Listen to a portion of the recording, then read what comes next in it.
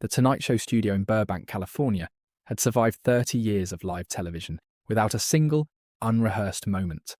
Johnny Carson had built it that way. Precise, controlled, surgical in its timing. Every laugh and pause mapped out before the cameras ever rolled. The floor director knew the rundown cold. The band knew every cue. The studio audience of 400 people had settled into the comfortable rhythm of a program that never surprised anyone. And then Johnny Cash walked back to the microphone. He'd already finished his performance. The applause had already crested and faded. The floor director was already gesturing toward the guest chairs, moving the segment forward, keeping the machine running exactly as it always ran. But Cash didn't move toward the chairs. He turned back to the microphone, slow and deliberate, the way a man moves when he has already made a decision he cannot reverse, and he began to speak. The floor director froze. In the control booth, the producer's voice went sharp in 3 people's earpieces simultaneously. And at the guest chair, 15 feet to Cash's left, Elvis Presley, who had arrived that night under strict instructions from his manager that there would be no performance, no surprises, nothing unscheduled, gripped the armrests of his chair and did not breathe. For a long moment no one moved. Not the director, not the producer, not the 400 people in those seats, not Johnny Carson, who had not been caught off guard on his own stage in 3 decades of broadcasting, and who was staring at Johnny Cash right now with an expression his staff had never once seen on his face. But that moment didn't start there. It started with something Cash had heard 3 weeks earlier, something Elvis said in private that Cash had not been able to stop thinking about since, something that told him, with the quiet certainty of a man who had once stood at the same edge, that Elvis Presley was running out of time. To understand what happened that night, you have to understand what The Tonight Show meant in 1972. This was not simply a television program. It was the most powerful platform in American entertainment. 17 million households tuning in every single weeknight. Not because they had to, but because Johnny Carson had built something they trusted. A bad appearance on that couch could quietly bury a career. A great one could resurrect it. And Carson controlled every second of his broadcast with a kind of precision that made his producers sleep soundly and his guests arrive nervous. Nothing on that stage happened without Carson knowing it was coming. Nothing unscheduled had ever survived longer than 30 seconds before the floor director redirected it. The format was not just a preference, it was a law. Johnny Cash understood that law when he walked through the studio doors that evening. He had been on Carson's program before, he knew the rules. He also knew by that point in his life exactly what it cost a man to break them. Cash was in recovery. Genuinely, daily, 1 day at a time recovery. The kind that gives a man not peace, but clarity. And clarity for Cash had become its own particular burden. Because now he could see things he hadn't been able to see through the fog of his worst years. He could see the machinery that chewed through men like him. He could see the performance schedules and the management contracts and the slow, quiet erosion of the person underneath the name. He had survived it, and he carried the knowledge of his survival the way some men carry a scar, visibly, permanently, and with a responsibility he couldn't put down. Elvis Presley in 1972 was deep inside that same machinery and sinking further by the month. The Las Vegas residency had turned him into a product with a pulse. 2 shows a night, 6 nights a week. A performance schedule that would have broken men half his age. Colonel Tom Parker had structured Elvis's professional life with the efficiency of a factory floor and the warmth of an invoice. The pills that had started as a solution were now the problem. The smile Elvis delivered for photographs had long since detached from anything real behind it, and Gladys Presley had been dead for 14 years. Cash knew all of this. More specifically, he knew something Elvis had told him 3 weeks earlier. Something personal, said quietly. Not meant as a confession, but landing like one. Something that made Cash decide, before he ever walked into that studio, that he was not going to leave without doing something he had never done on live television before. He was going to reach into the machine and try to pull someone out. The segment had gone exactly as planned. Cash had performed, the audience had responded warmly, and Carson had offered the kind of easy, generous compliment he reserved for guests he genuinely respected. The floor director was already moving. Clipboard raised, one finger pointed toward the guest chairs. The silent language of a live television set. that means wrap it up and keep moving. The band had already begun the quiet transition. Everything was on schedule. Everything was exactly as it was supposed to be. Then Cash turned back to the microphone. The floor director stopped walking. In the control booth, the producer said something short and sharp into the headsets of 3 different crew members at once. The band director looked up from his stand, confused, then looked at the floor director, who had no answer to give him, because Johnny Cash was not moving toward the guest chairs. He was not wrapping up. He was standing at that microphone with the stillness of a man who had already decided that whatever came next was worth whatever it cost. And he was beginning to speak. He talked about gospel music. Not the way a performer talks about a genre, not with the polished enthusiasm of a television appearance. He talked about it the way a man talks about the thing that dragged him back from the edge of something he wasn't going to survive. He talked about what it had meant to him in his worst years, what it had felt like when that music went silent inside him. And then slowly and deliberately, he began talking about a specific kind of man, a man who had carried one of the most extraordinary gospel voices Cash had ever heard, a man who had learned that music in a church in the Deep South before the world decided what to do with him. A man, Cash said, who was sitting in that very studio right now, and who had not let that voice out in public in far too long. The audience understood before Cash said the name. When he said it anyway, when he said Elvis into that microphone on live national television with 17 million people watching, the studio went so quiet that the hum of the overhead lights became audible. Cash looked directly at Elvis. He did not soften what came next. He did not frame it as an invitation or a suggestion. He called it what it was: a dare. He told Elvis exactly what he believed one gospel song, sung honestly, could do in that room tonight. And then he said the one thing that bypassed every wall Elvis Presley had spent 14 years building around himself. He said Gladys's name. The camera cut to Elvis instinctively. The director's reflex, not a planned shot. And what it captured in that close-up was not anger, not embarrassment, not the practiced composure of a man managing his public image. What it captured was something rawer than any of that. Something that looked, to everyone watching, exactly like a man who had just been seen clearly for the first time in a very long time. In the wings, Colonel Tom Parker was already moving. His face had gone rigid. He was heading toward the floor director with the focused urgency of a man protecting an investment, which was precisely how he had always thought about Elvis Presley, and precisely why he had never understood him.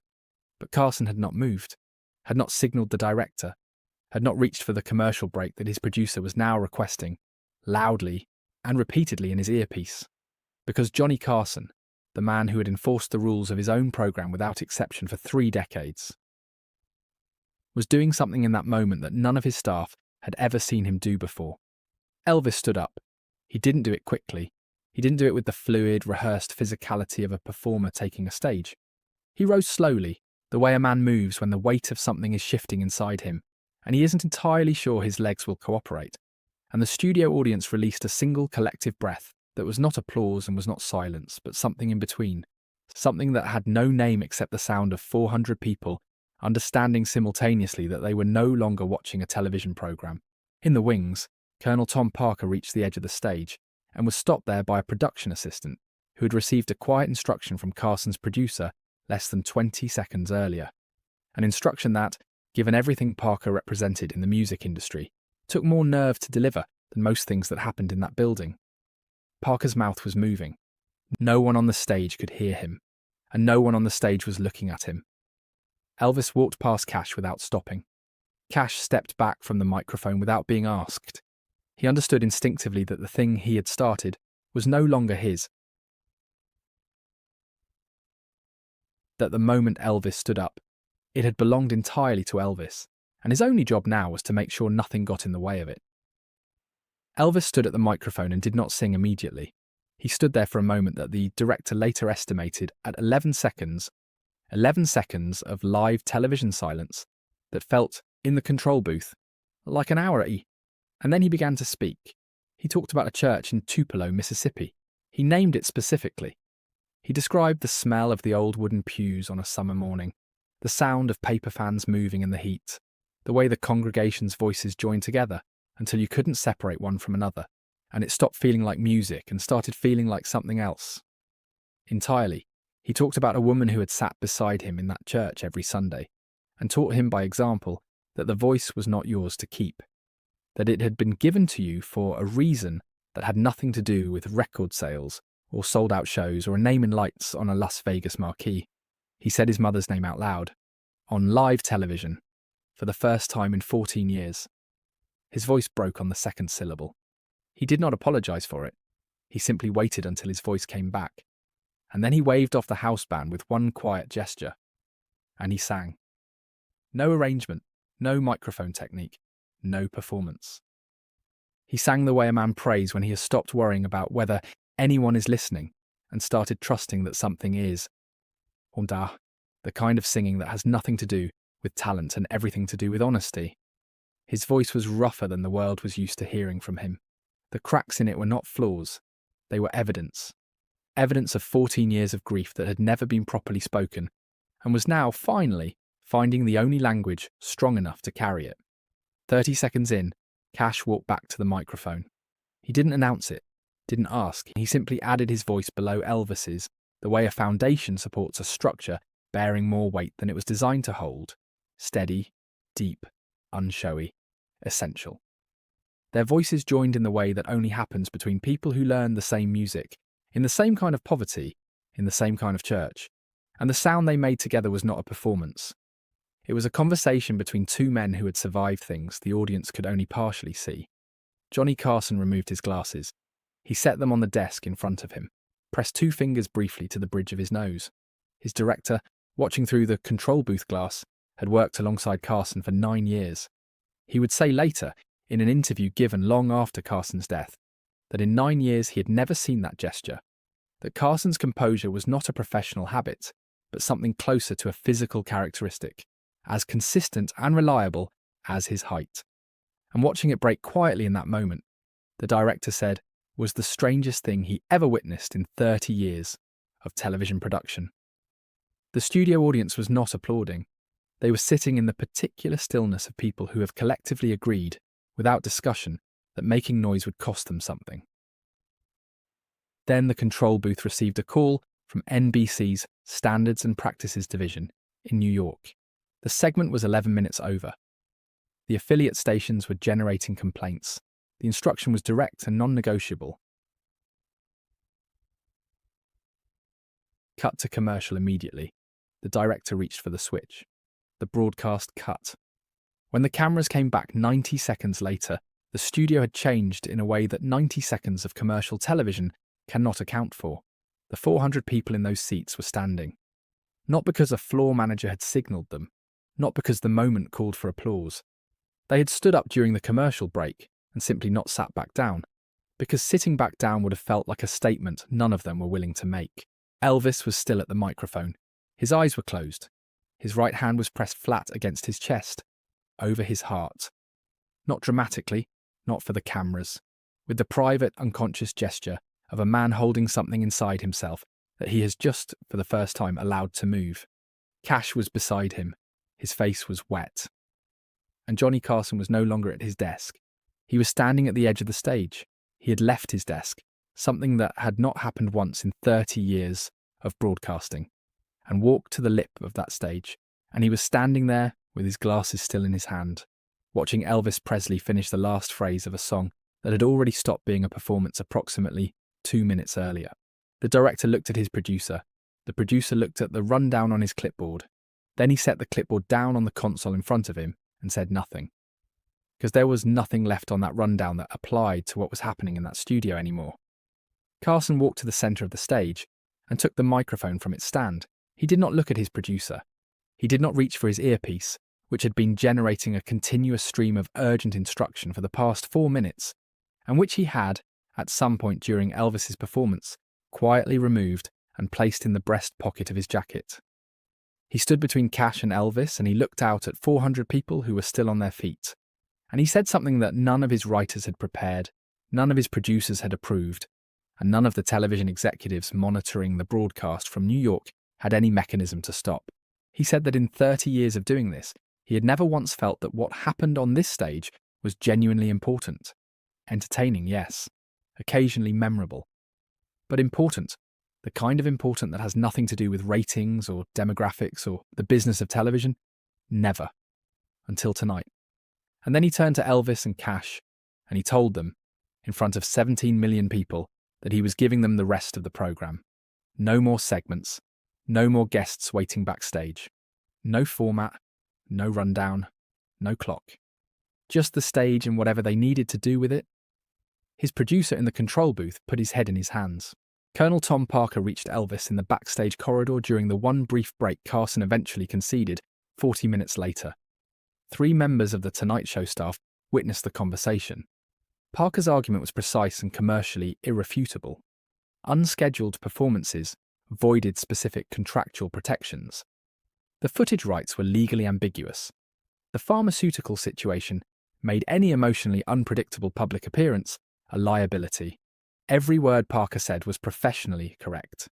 Elvis listened to all of it without interrupting, and then Elvis said something to Parker, quietly, without raised voice, without visible anger, that Parker has never publicly repeated and that Elvis described only once to a close friend in the final year of his life. Whatever it was, it ended the conversation. Parker left the building. He did not speak to Elvis again that night. By the following morning, NBC's legal division had placed the uncut footage of the full extended broadcast in the network archive under restricted access.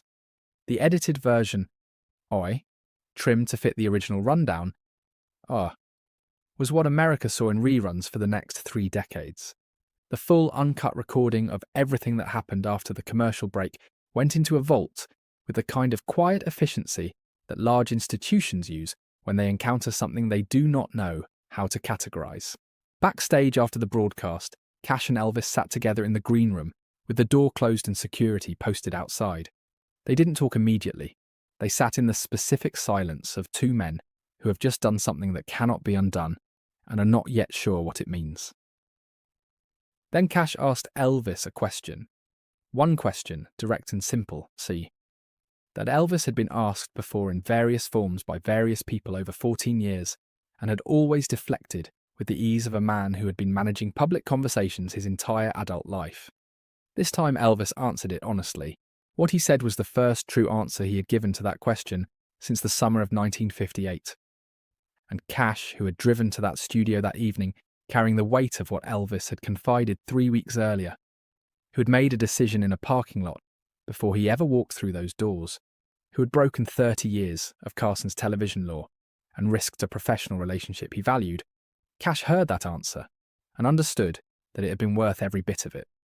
The vault held the footage for 36 years. Johnny Carson died in January of 2005. In the years following his death, his estate undertook the careful, methodical work of reviewing his private archive. Correspondence, personal journals, annotated program rundowns, and a collection of handwritten letters Carson had composed over the decades to a small number of people he trusted completely. Most of those letters were unremarkable by the standards of a man who had spent 30 years at the centre of American cultural life. One of them was not. It had been written in 2003, 2 years before Carson's death, addressed to a close personal friend, and it returned, as several of Carson's private letters from that period did, to a single night in 1972 that he had never discussed publicly, in any interview, on any programme, in any format, in the 31 years between that broadcast and the moment he sat down to write about it. In the letter, Carson did not describe the performance in musical terms. He did not write about Elvis's voice or Cash's harmony, or the audience standing in silence. He wrote about the moment he removed his earpiece and put it in his pocket. He wrote that it was the only decision he had made in 30 years of broadcasting, that he never second-guessed. Not once, not for a single moment in all the years that followed.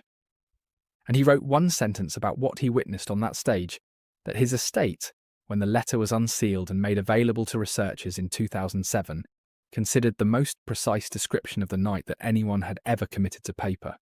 He wrote, "I have spent my entire career making sure nothing real could happen on that stage. That night something real happened anyway, and I will go to my grave grateful that I was too stunned to stop it." The uncut footage was released publicly in 2008, carrying Carson's written instruction that it be made available when the time had come for people to need it, more than the principals had needed to protect it. When it finally reached the public, the response was not primarily about music. It was about recognition. Letters and messages flooded the Carson estate, the Cash estate, and Graceland RT. From people in recovery, from people sitting with unspoken grief, from people who had spent years performing versions of themselves constructed entirely for other people's comfort. And nearly all of them said some version of the same thing. Watching those two men break openly, on the most public stage in American television, had given them something they had not known they needed: permission. On the drive home from the Burbank studio that night, Cash told June something he had not told anyone else. He had not made that dare for the audience. He had not made it for the broadcast or for Carson, or for the gospel community, or for any of the reasons that would later be written about in music journals and television retrospectives. He had made it because 3 weeks earlier, on a phone call that lasted less than 10 minutes, Elvis had said something in passing.